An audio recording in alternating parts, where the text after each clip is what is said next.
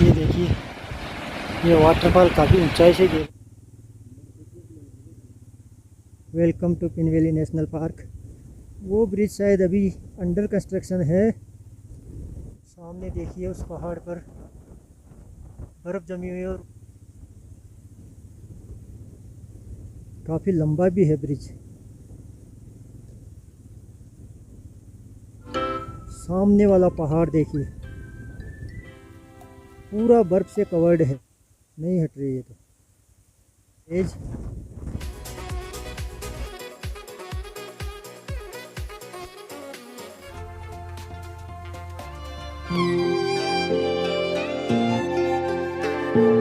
Walking distance पे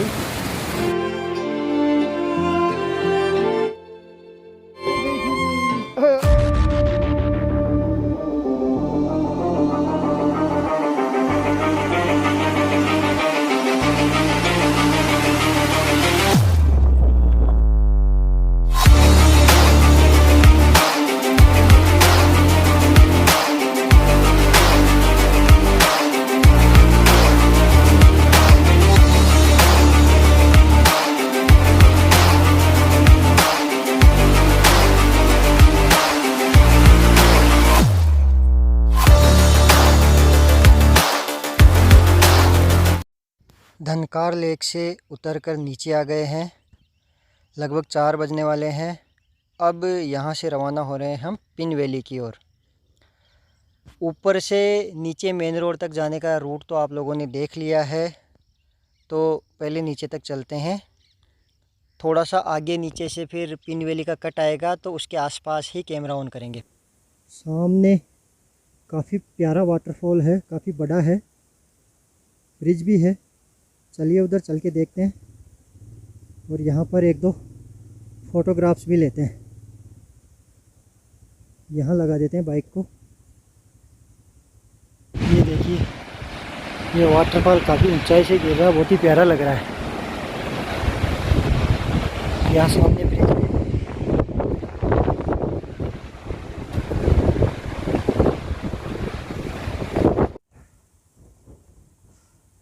इस खूबसूरत से वाटरफॉल को देखने के बाद अब ब्रिज क्रॉस करके निकलते हैं। आगे से पिन वैली का कट आएगा, वहाँ से पिन वैली की तरफ लेफ़्ट टर्न लेंगे। यहाँ से मड मेरे ख्याल से 40 किलोमीटर के करीब होगा। आज मड में रुकने का सोच लिया तो कोई रश नहीं है, आराम से पहुँच जाएंगे। काजा भी जाके क्या ही करेंगे, रात में तो पहुँचेंगे। और वैसे भी मुझे पहाड़ों में रात में ड्राइव करना बिल्कुल पसंद नहीं है। मेरी आई साइट थोड़ी कमज़ोर है, रात में क्लियरली दिखता नहीं है।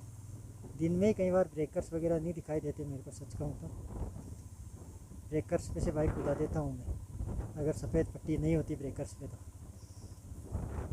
इसलिए रात का रिस्क नहीं लेता। कोई इमरजेंसी हो जाए तब तो चला भी लेते हैं, फिर क्या करें। ब्रिज आ गया, यहाँ से पिन वैली के लिए लेफ़्ट टर्न लेना अपने को।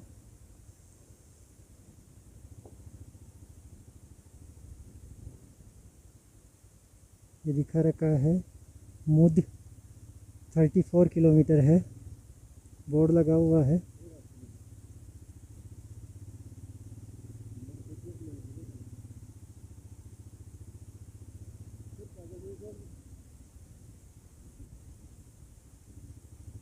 Welcome to Pin Valley. हम पिन वैली में एंटर कर गए हैं।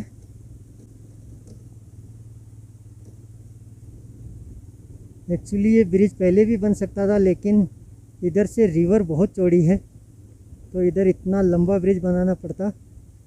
ब्रिज बनाने का स्कोप उधर से ही था, इसलिए वहाँ से बनाया। इसलिए वापस घूम के सेम रूट पे जाना पड़ रहा है, जिस रूट से आए थे उसी रूट पे, बस रिवर के दूसरी साइड में जा रहे हैं।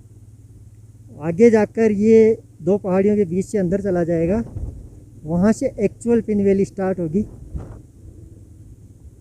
4:30 बज गए। 4 बजने में थोड़ी देर पहले हम धनकार से निकले थे। बाइक चलाते हुए टाइम का पता ही नहीं चलता। सामने स्नो कैप्ड माउंटेन्स का बहुत ही शानदार व्यू दिख रहा है।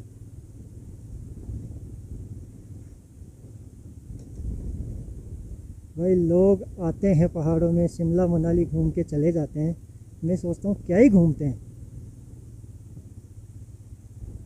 भाई, आगे आओ, थोड़ा लद्दाख आओ, स्पीति आओ। ये है रियल एडवेंचर, ये है देखने की जगह। अब तो ये कंडीशन सी हो गई कि शिमला मनाली में तो रुकने का मन ही नहीं करता। शिमला से क्रॉस होके आए लेकिन वहाँ बिल्कुल रुके ही नहीं। शायद शिमला में तो मैंने बाइक को बंद किया ही नहीं कहीं रेस्ट लेने के लिए भी।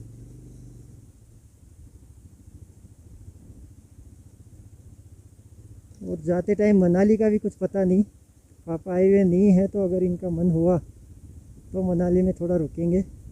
वैसे नाइट हाल्ट तो करना ही पड़ेगा मनाली में, क्योंकि चंद्रताल से पहुंचेंगे तो मनाली शाम तक ही पहुंचेंगे, कोई और ऑप्शन नहीं है। बाकी दूसरे दिन ज़्यादा घूमने वूमने का नहीं रहेगा। अगर पापा का मन होगा तो देखेंगे, अदरवाइज़ निकल जाएंगे। Pin Valley National Park, welcome to Pin Valley National Park. अभी भी हम सेम रूट पे ही रिवर के दूसरी साइड चल रहे हैं। सर्दियों में ये पूरा एरिया स्नो से कवर्ड हो जाता है और बहुत ही शानदार दिखाई देता है।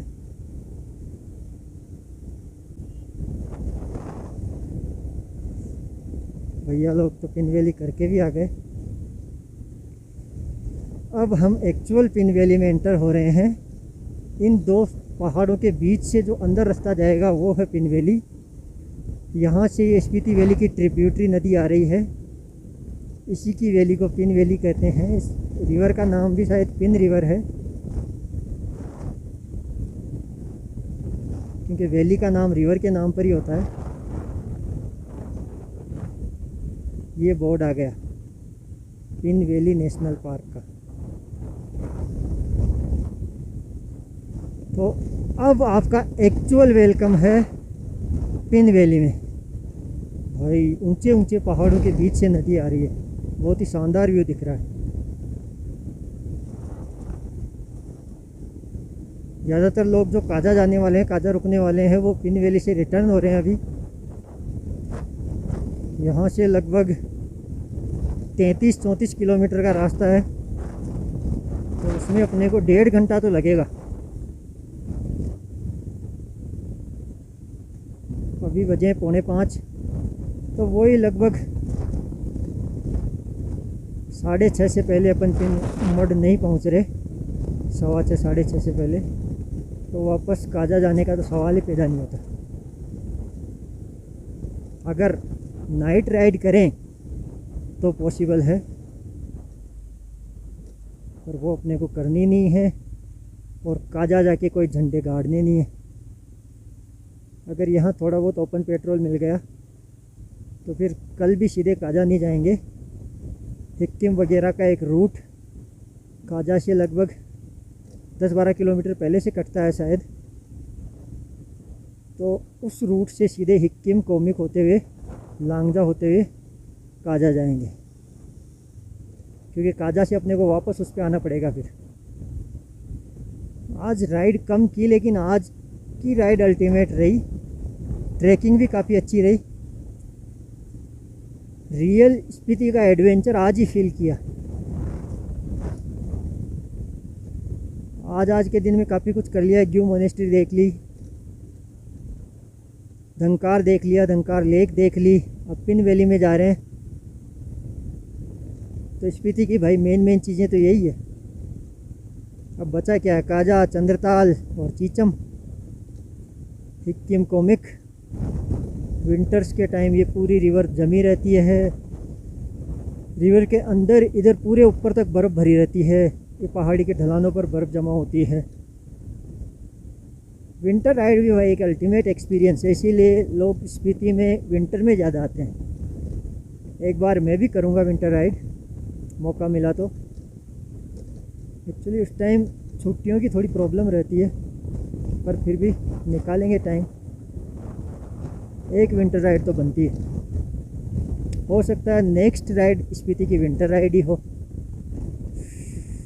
सर्दी बहुत लगने लग गई, ठंडी हवा चल रही है। इंटरलाइनर भी सैडल बैग में है, सैडल बैग के ऊपर स्लीपिंग बैग बांध रखे हैं तो निकालने का मन नहीं कर रहा।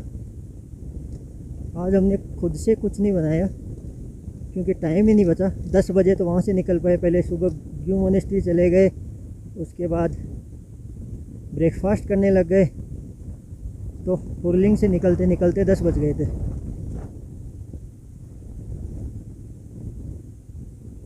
और ब्रेकफास्ट करने के बाद कुछ खाया भी नहीं, तो थोड़ी थोड़ी भूख भी लगने लगी है भाई। घनकार में खाने का मन था लेकिन वहाँ एक ही रेस्टोरेंट दिखा, उसमें भी लाइन लगी हुई थी, काफ़ी टाइम लग जाता है, इतना टाइम अपने पास था नहीं। काफिला आ रहा भाई लोगों का सामने से।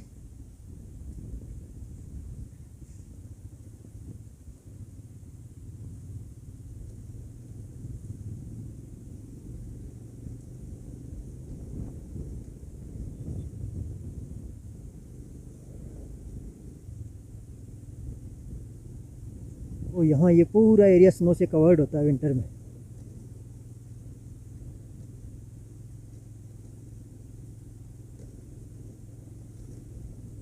सामने का पहाड़ बहुत ही खूबसूरत लग रहा है और ऑफ रोडिंग शुरू हो गई है। यहाँ शायद वाटर क्रॉसिंग है, इधर से रास्ता बंद कर रखा है, उधर ठीक रास्ता था, शायद काम चल रहा है इसलिए बंद कर रखा है। ये ऊपर वाले ख़राब रास्ते से जाना पड़ रहा है। एक्चुअली बाइक तो निकल जाती लेकिन आगे क्या पता चालू, देखो ये बंद था, पुल बन रहा है एक्चुअली। अच्छा हुआ उधर से नहीं गए।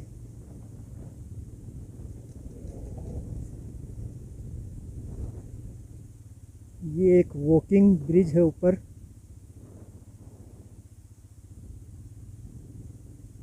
स्पीति में भी भाई अलग अलग ही एडवेंचर देखने को मिल रहे हैं। डाइवर्सिटी तो स्पीति में भी काफ़ी है।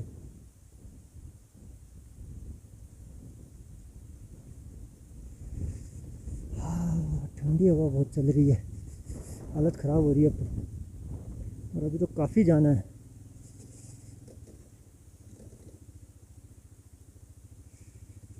मेरे पास सब कुछ है लेकिन आलस के मारे निकाल नहीं रहा मैं। देखो हद हो गई, इतना आलसी क्यों हूँ मैं। ठंड से परेशान हो रहा हूँ पर बाइक रोक के विंटर लाइनर नहीं निकाल सकता। सामने देखो बर्फ़ के झरने से बने हुए हैं पहाड़ में से।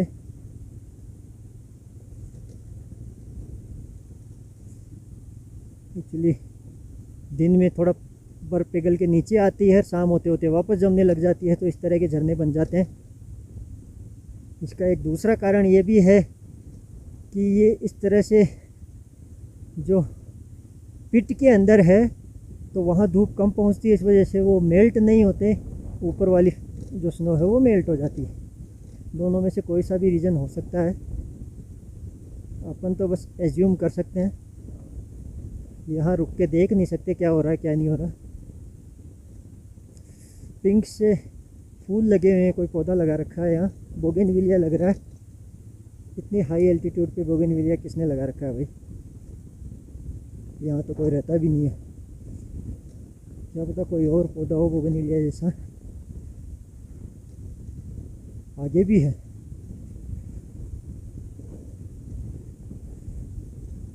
वो भाई लगाया हुआ नहीं है, फिर तो अपने आप ही लगा हुआ है। ये देखो प्यारा सा पौधा, बोगेनविलिया नहीं है, उसकी पत्तियाँ अलग होती है और फूल भी अलग हैं, दूर से उसके जैसे लगते हैं लेकिन पास से एकदम अलग है। अभी क्या है, टूरिस्ट का रश काफ़ी ज़्यादा है, इस वजह से जो वाइल्ड एनिमल्स होते हैं वो ऊपर पहाड़ों की ओर रोड से दूर चले जाते हैं। अदरवाइज़ ऑफ सीज़न में आओ तो इस रूट पे वाइल्ड फॉक्स वगैरह नॉर्मली दिख जाती है। एक स्पेसिफिक टाइप की गोट भी प्रेजेंट होती है इन पहाड़ों में, और वो डियर है या गोट है एग्जैक्टली नहीं पता मेरे को, तो वो भी नॉर्मली दिख जाती है टूरिस्ट को। लेकिन अभी थोड़ा मुश्किल है क्योंकि अभी गाड़ियाँ खूब जाती है तो एनिमल्स उनके शोरगुल से डर कर भाग जाते हैं।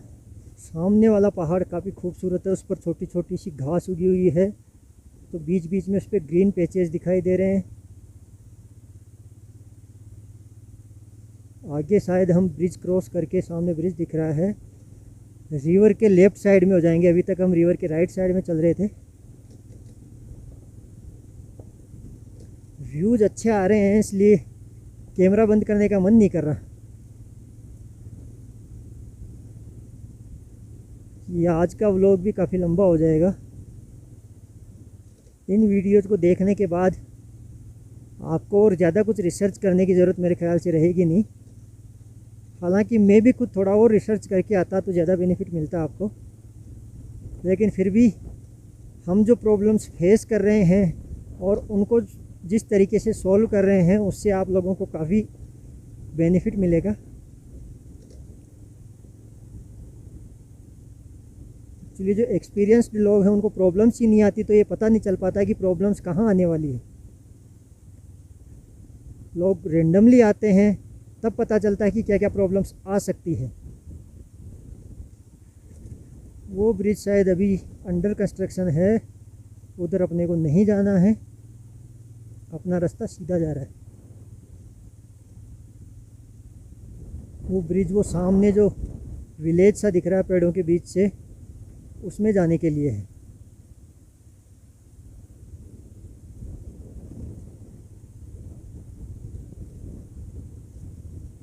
उधर आगे और एक विलेज है उसी साइड में। ये तो काफ़ी रिमोट विलेजेज हो गए रे। वो ब्रिज नहीं था तब ये लोग क्या करते होंगे, और अभी भी कौन सा चालू है वो ब्रिज। आगे होगा शायद, या तो कोई ब्रिज वहाँ से घूम के आते होंगे। एक्चुअली यहाँ ब्रिज बनाने में प्रॉब्लम ये है कि ये रिवर काफ़ी ब्रॉड है, मेरे ख्याल से 100 मीटर से भी ज़्यादा है। तो इतना लंबा ब्रिज कैसे बनाए भाई, बहुत खर्चीला है। 100 मीटर से तो काफ़ी ज़्यादा है, 200 मीटर भी हो सकता है। कैमरा में नहीं दिख रहा होगा लेकिन काफ़ी दूर है। हो सकता है आगे कोई सकरी जगह है। उस ब्रिज में भी कैसे बना रहे हैं, वो बीच में मिट्टी डाल के रिवर को कवर कर रहे हैं और आगे छोटा ब्रिज बना रहे हैं। लेकिन मेरे ख्याल से वो सेफ़ नहीं है, क्योंकि रिवर इतनी चौड़ी हुई है तो वाटर के फ़्लो से ही हुई होगी। अगर इसी तरह का फ़्लो दोबारा आया तो जो मिट्टी डाली हुई है उसको बहा के ले जाएगा। हालांकि इतना फ़्लो आता बहुत कम है। अपोजिट साइड वाला पहाड़ ज़्यादा खूबसूरत लग रहा है, काफ़ी ग्रीन है। ये भी अच्छा है, पर ये ऊपर से है, अपने को यहाँ से दिखाई नहीं दे रहा। यहाँ नीचे से इसको काट के जो रोड बनाई है उसकी वजह से इसकी खूबसूरती थोड़ी ख़राब हो गई है। भाई जहाँ कंस्ट्रक्शन होगा वहाँ तो क्या ही कह सकते हैं। उधर कंस्ट्रक्शन थोड़ा कम है, आइसोलेटेड एरिया है, इसलिए वो ज़्यादा खूबसूरत है। थोड़ी थोड़ी देर में ही नज़ारे थोड़े चेंज से हो रहे हैं। जैसे ही टर्न आता है कुछ ना कुछ तो नया दिखता ही है।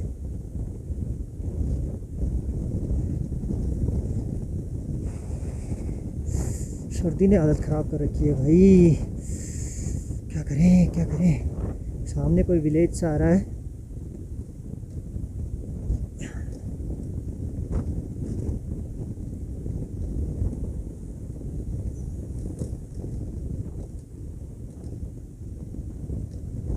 आज दिन भर काफ़ी ज़बरदस्त बादल छाए रहे, लेकिन थैंक गॉड की बारिश नहीं हुई, अदरवाइज़ प्रॉब्लम हो जाती। बादलों की वजह से व्यूज़ अच्छे आए, लेकिन ऑफ रोड चल गई, पता नहीं कहाँ तक ऑफ रोड है। स्पीति में बीच बीच में ऑफ रोड आती रहती है, आपको ज़्यादा ऑफ रोड को मिस नहीं करना पड़ता। ये याद दिलाती रहती है कि हाँ भाई मैं स्पीति हूँ, आप छोटी मोटी चीज़ में नहीं चल रहे हो। आपको भूलने नहीं देगी कतई। बस वो काराचम से लेकर सुमड़ो वगैरह तक का रोड अच्छा है, वो शानदार है। काराचम क्या, उधर नारकंडा से लेकर और सुमड़ो तक स्पीति वैली है भी नहीं, वहाँ तक ही रोड अच्छा है। उसके बाद भी कहीं कहीं अच्छा है। नीचे बच्चे कुछ तो गेम खेल रहे हैं, समझ के बाहर है क्या खेल रहे हैं। फुटबॉल है इनके पास, कुछ खो खो खेल रहे हैं, अलग अलग तरह के गेम्स चल रहे हैं। कुछ बॉल को उछाल रहे हैं, शायद वॉलीबॉल भी चल रही है।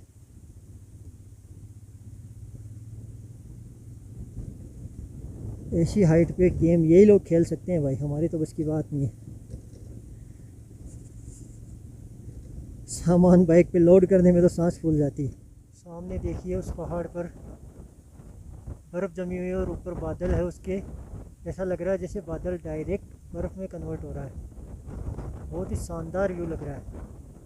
यहाँ अगर टाइम होता तो रुक के टाइम लैप्स लेते, लेकिन पिन वैली जाना है, मट जाना है, चलते निकलते। सामने गांव भी है एक प्यारा सा, जस्ट उस पहाड़ के अहाते में है, नीचे है उसके। यहाँ ये रिवर दो ब्रांचेज में बट रही है, दो अलग अलग रिवर्स मिलकर एक बन रही है। खतरनाक वाली ऑफ रोडिंग चालू हो गई। अभी एक्चुअली ऐसी लोकेशन पर हैं जहाँ पहाड़ों की छाया है रोड पर, इस वजह से ठंड है। अभी बीच में थोड़ा सा सूर्य देवता के दर्शन हुए तो वहाँ बिल्कुल ठंड नहीं लगी, और इधर क्रॉस होते ही जैसे ही छाया आई वापस ठंड लगना शुरू हो गई।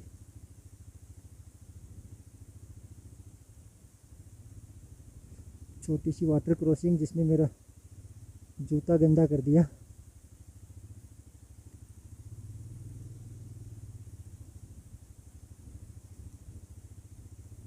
बहुत ही प्यारी जगह है। सामने के पहाड़ देखिए। पिन वैली भी अपने आप में शानदार जगह है। पहले बहुत ठंड लग रही थी तो पीछे रोककर बाइक मैंने जैकेट का विंटर लाइनर निकाल लिया। अब आराम मिला है, लेकिन फिर मफलर निकालना भूल गया। हेलमेट के अंदर थोड़ी थोड़ी हवा जा रही है, वो प्रॉब्लम कर रही है, लेकिन इतनी नहीं है, टॉलरेबल है वो तो। फुकचुंग ऊपर है फुकचुंग, और अपने को नीचे जाना है ये ब्रिज क्रॉस करके उस सुंदर से विलेज में, और उस विलेज को क्रॉस करके एक रोड तो जा रहा है। अच्छा, ये आगे से घूम के आएगा विलेज की तरफ। अभी तो ये राइट जाएगा, फिर आगे से घूम के आएगा शायद इधर, और एक रोड शायद सीधा भी जा रहा है। अपने को कौन से में जाना है देखना पड़ेगा। एक उस वैली में जा रहा है, एक इस वैली में जा रहा है।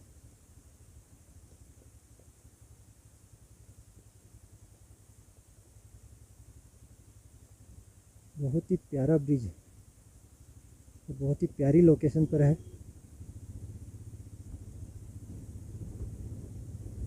काफ़ी लंबा भी है ब्रिज।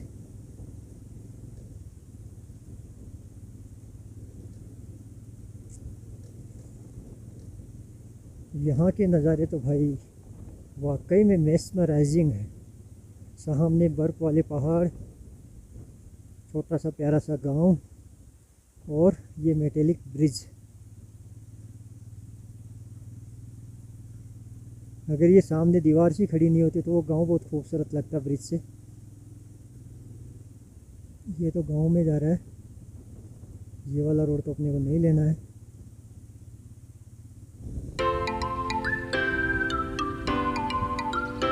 सामने वाला पहाड़ देखिए, ये वही है जिस पर बादल रुई जैसे दिखाई दे रहे थे। ये हम इसके दूसरी साइड में आ गए हैं।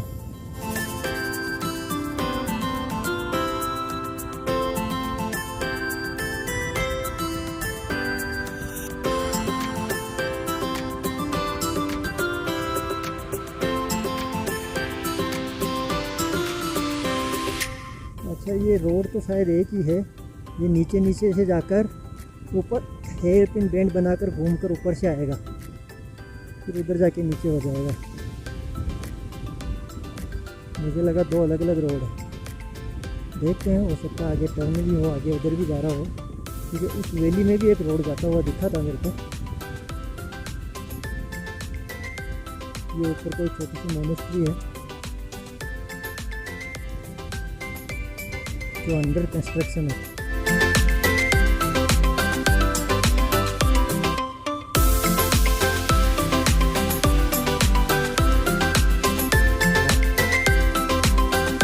क्लच दबा रखा है भाई, बच्चा हाथ कर रहा था, यहाँ खड्डा था, क्लच दबा रखा था।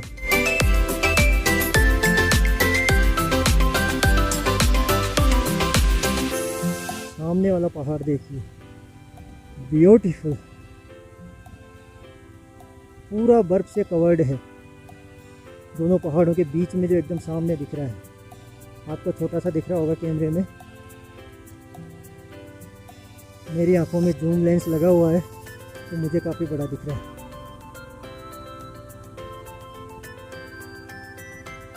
ये इस पहाड़ पर बादल ऐसे दिख रहे हैं, तो लेफ्ट साइड में इस पर जैसे बर्फ इवेपोरेट होकर बादल बन रही हो सीधी।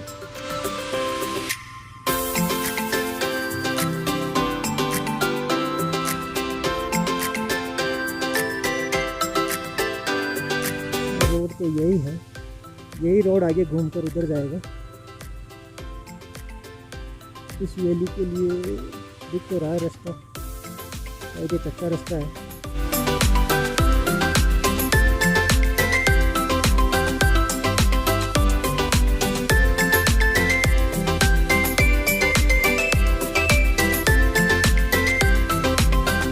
अभी तक समझ में नहीं आ रहा भाई, ये तो इधर उधर घुमा रही है,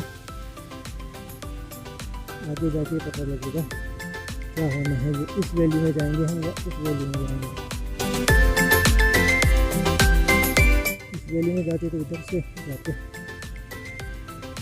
आगे कहाँ होगा? ढाबा,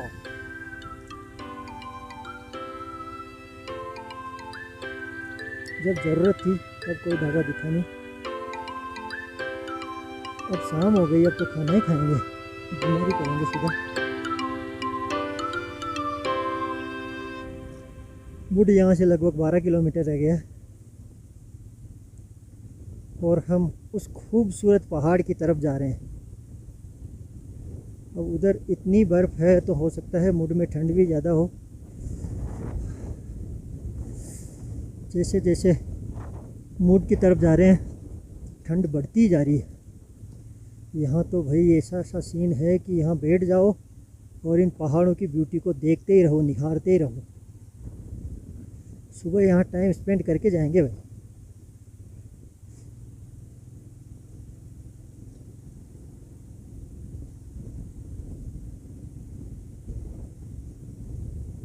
अभी तो थोड़ा लेट हो गए, ठंड भी बहुत हो रही है और लगभग घंटे भर में अंधेरा भी हो जाएगा शायद। काफ़ी सारे याक भाई साहब, रास्ता दे दीजिए प्लीज़।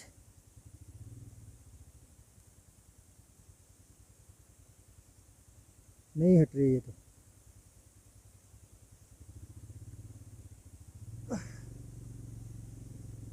सामने से छोटा सा झरना आ रहा है ऊपर से, बहुत कम पानी है उसमें लेकिन सुंदर लग रहा है।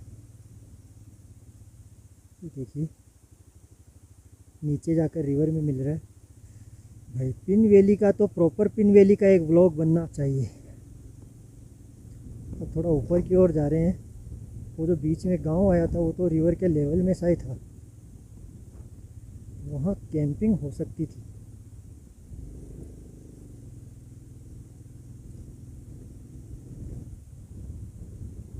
देखेंगे, मन किया तो अगर मुड टाइम से पहुंच गए तो वापस रिटर्न होकर इस गांव में आ जाएंगे, कैंपिंग कर लेंगे। बोर्ड लग रहा था पीछे, नीचे कोई तेलिंग गांव है और ऊपर 3 किलोमीटर मुड़ रहा है, तो पहुंचने वाले हैं। पहुंच तो टाइम से जाएंगे। अगर मूड अच्छा नहीं लगा तो पीछे वाले गांव में जाकर कैंपिंग करेंगे। मूड में मेरे को लग नहीं रहा कैंपिंग का कोई स्कोप होगा, क्योंकि थोड़ा हाइट पर है ये नदी से। हाँ, हो सकता है वहाँ से नीचे रिवर तक जाने का कोई रास्ता बना रखा हो तो पॉसिबल है। पर पीछे वाला गांव काफ़ी ब्यूटीफुल लगा मेरे को, ग्रीनरी भी थी काफ़ी, और वो दो अलग अलग रिवर्स के संगम पे था वो गांव, तो वो ज़्यादा खूबसूरत लगा। देखते हैं, खैर मुड़ तो अभी पहुँचे ही नहीं, पहुँच के देखते हैं। सामने है भाई मुड विलेज, और लोकेशन यहाँ की भी अल्टीमेट है। ऊपर ही बर्फ़ वाले पहाड़ दिख रहे हैं, पर रिवर से थोड़ा ऊपर है तो कैंपिंग का स्कोप नहीं लग रहा। ये वाली खूबसूरती मिलती क्या काजा में।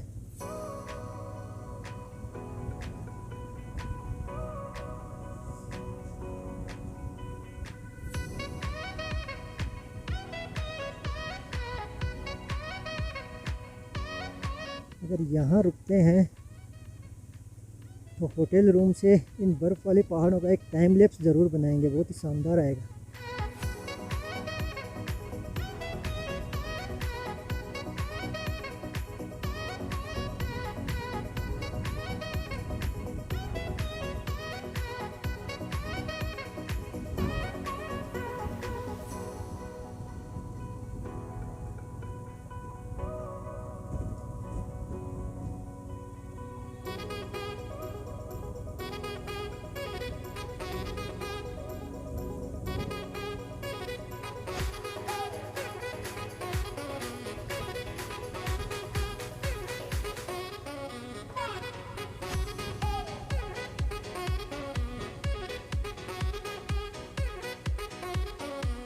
यहाँ से शायद कोई ब्रिज होगा आगे से, क्योंकि विलेज रिवर के उस साइड है।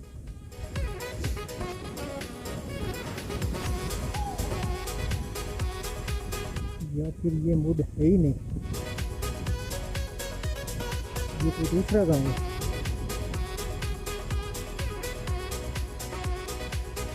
पीछे 3 किलोमीटर लिखा हुआ था,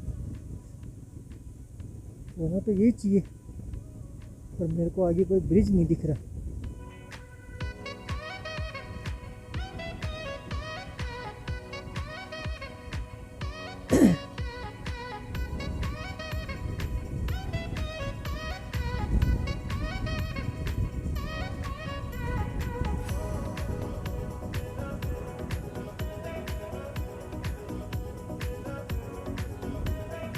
ब्रिज है तो सही सामने, लेकिन वॉकिंग ब्रिज है।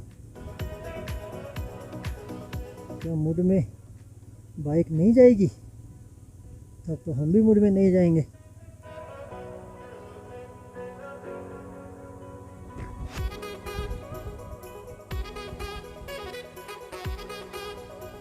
ये बहुत ही खूबसूरत सा वॉकिंग ब्रिज है। सुबह रुकेंगे इस पर, अभी तो थोड़ा लेट हो रहे हैं। यहाँ वैसे इस पे से जाकर उस साइड में कैंपिंग भी कर सकते हैं, लेकिन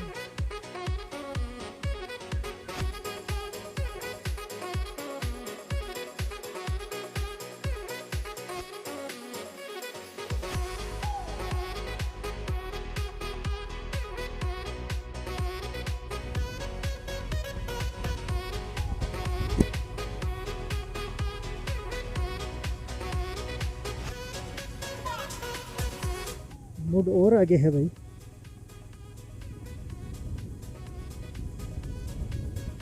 व्यूज़ तो बहुत शानदार हैं। उस विलेज के आसपास जो बीच में भी विलेज आया था वॉकिंग ब्रिज क्रॉस करके, वहाँ के व्यूज़ भी बहुत अच्छे थे। चारों तरफ बर्फ़ वाले पहाड़ थे। यार इधर सुबह आ जाते तो बेटर रहता। उधर संगम वाले विलेज में रुकने का मन था मेरा, लेकिन अभी तक तो अच्छा, इधर कैंपिंग के ऑप्शंस अवेलेबल है, रिवर कैंप्स। मूडी नहीं पहुँचे हैं। वाह, सामने बादलों को देखो। इधर आसपास कोई विलेज नज़र नहीं आ रहा है। पता नहीं हम विलेज में जा रहे हैं या पिन वैली नेशनल पार्क में ही आगे बढ़ते जा रहे हैं। यूँ ही हो सकता है मुड विलेज वो वाला हो, पर यार लोग स्टे करते हैं मुड में, तो वहाँ कैसे पहुँचेगा आदमी। मुड आगे ही होगा। मुड 4 किलोमीटर यहाँ लिखा हुआ आ रहा है। पीछे 3 किलोमीटर लिख रखा था किसी ने, वो गलत था। यहाँ से 4 किलोमीटर है मुड। 6 बजे तक पहुँच जाएंगे। देखते हैं, आज कैंपिंग होती है, होम स्टे लेते हैं। वैसे ठंड बहुत ज़्यादा है तो थोड़ा सा कैंपिंग में डर सा ही लग रहा है, लेकिन ये कैंपिंग करते हैं तो एक तरह से चंद्रताल की रिहर्सल हो जाएगी। पता चल जाएगा चंद्रताल में हमारा कैंप सक्सेस होगा कि नहीं होगा।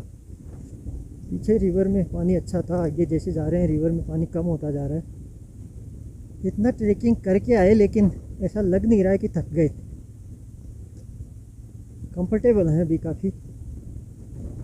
अभी अगर ठंड नहीं हो तो बाइक भी काफ़ी चला सकते हैं, क्योंकि आज राइडिंग की भी नहीं है ज़्यादा। मूड लिखा हुआ है लेकिन किलोमीटर को मिटा रखा है।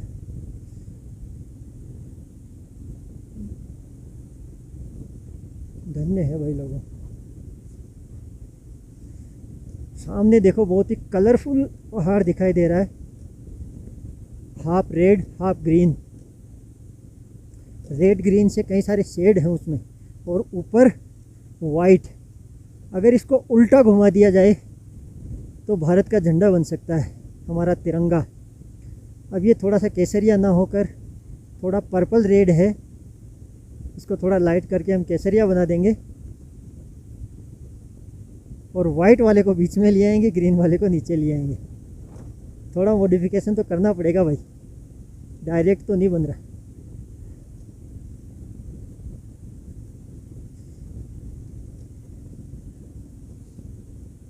ये है नीचे रिवर साइड कैंप्स।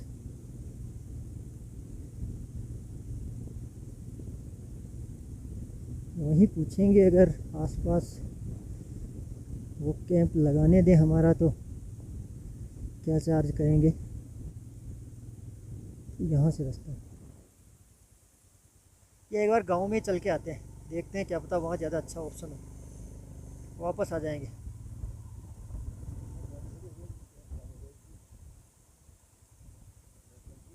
हाँ, ये एक कैंप लगा रखा है, एक ही है ये, बाकी तो इनके ही हैं।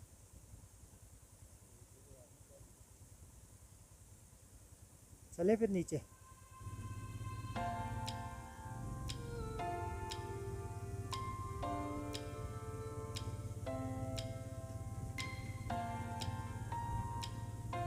मुड विलेज भी है तो काफ़ी ब्यूटीफुल।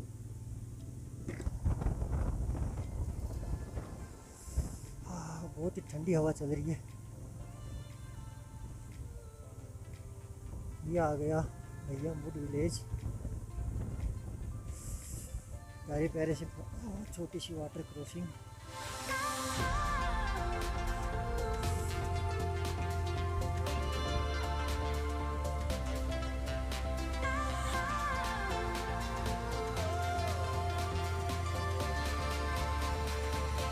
ये है विलेज।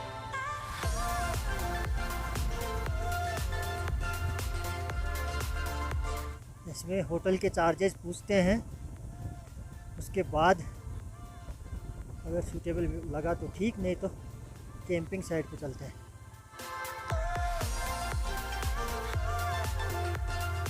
ये भी काफ़ी अच्छी जगह है।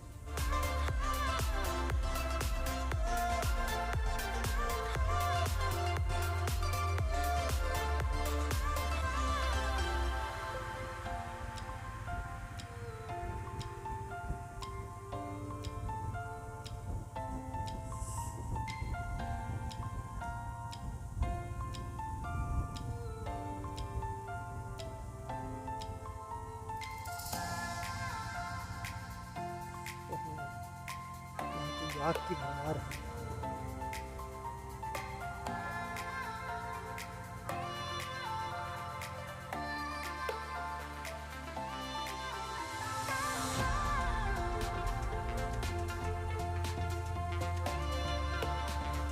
तारा होम स्टे में पूछते हैं, ये शुरू वाले थोड़े महंगे होते हैं, इसमें पूछते हैं रूम मिलेगा। रूम मिलेगा क्या? क्या चार्ज है? इधर आओ ना थोड़ा।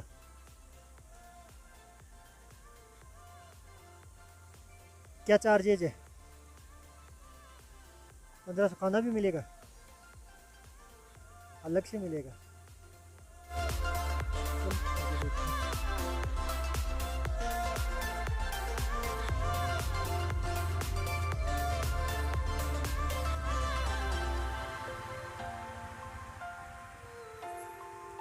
रूम मिलेगा, मिलेगा। कहाँ पे है, क्या चार्ज है? 700, 700 नीचे का और ऊपर का 1500। इतना अंतर क्यों?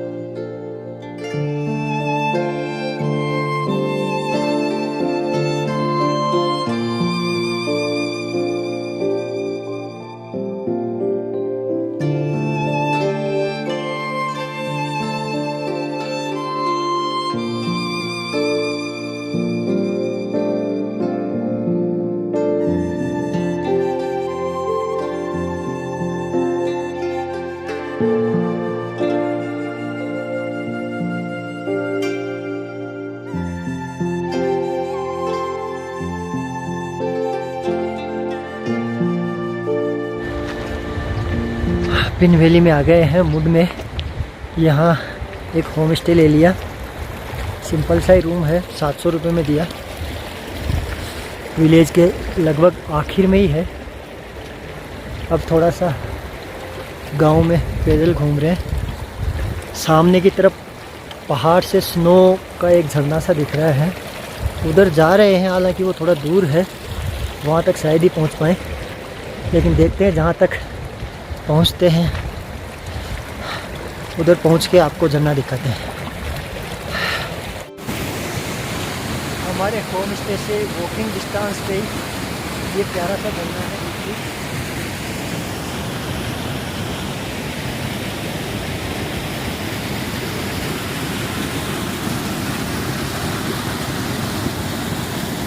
ये ऊपर से ये सामने स्नो दिखाई दे रही है, वो मेल्ट हो के आ रही है। पानी बहुत ही ठंडा है। वो भी ज़्यादा दूर नहीं है, पास ही है, लेकिन दिन में काफ़ी ट्रैकिंग करके आए हैं तो अब इतना चलने की हालत नहीं है।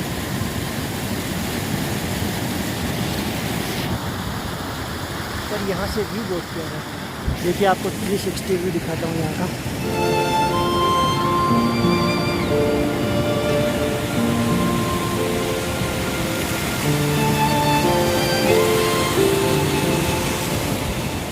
वो सामने की तरफ वहाँ सनसेट हो रहा है, तो वो पहाड़ एकदम गोल्डन कलर में हो गया है। गोल्डन कलर का पहाड़ दिखाई दे रहा है, देखिए बहुत ही प्यारा लग रहा है।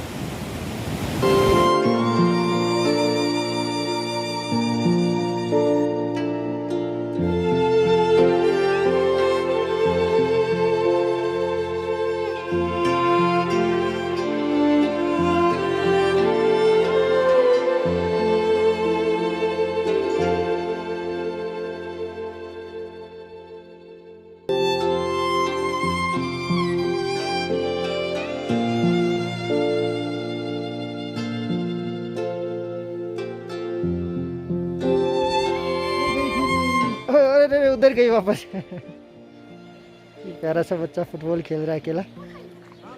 मारो मारो मारो मारो मारो। अरे शाबाश, ओ शाबाश, पानी में गई।